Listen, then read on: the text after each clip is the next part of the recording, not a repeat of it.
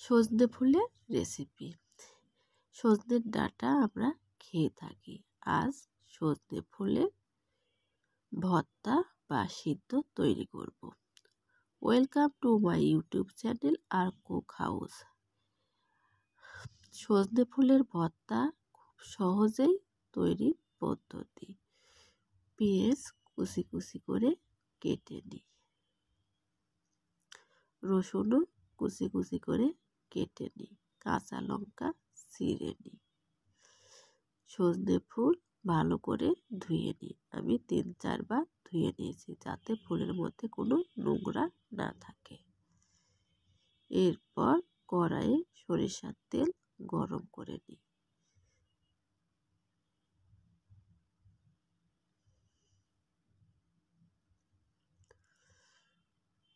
তাতে 2-3টা শুকনো লঙ্কা ভেজে তুলে নিই।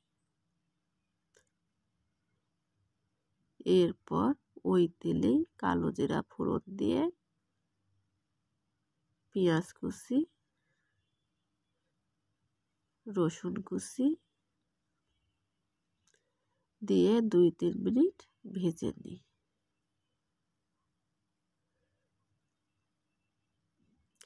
এরপর পরিমাণ মতো নুন, পরিমাণ মতো হলুদ গুঁড়ো দিয়ে আবারও 1-2 মিনিট ভেজে নিই।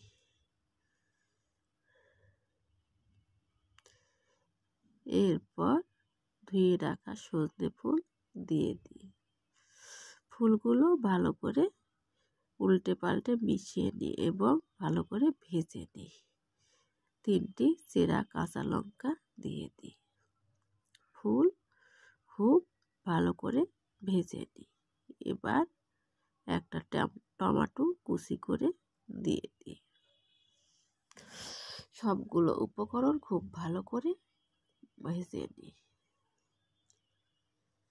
সব উপকরণ ভাজা হলে সামান্য ধনেপাতা কুচি দিয়ে ভালো করে নেড়ে ছেড়ে নিই। 1-2 মিনিট ভাজা পর নামিয়ে নিই। এরপর ভেজে রাখা সজনে ফুল পাটায় বেটে নিই। শুকনো লঙ্কাও বেটে নিই। ভাজা শুকনো লঙ্কা আমি বেটে নিচ্ছি। সামান্য একটু নুন দিই, একটু সরিষার তেল দিই। হাতের সাহায্যে ভালো করে মেখে নিই।